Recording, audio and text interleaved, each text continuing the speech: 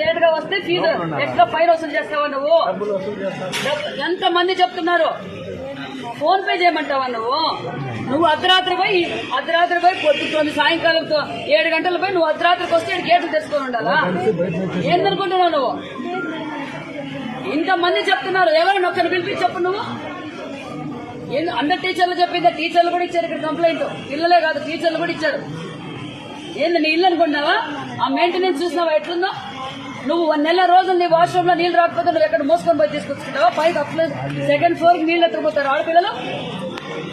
Repair చేయిస్తే నీళ్లు ఎందుకు రావడం లేదు?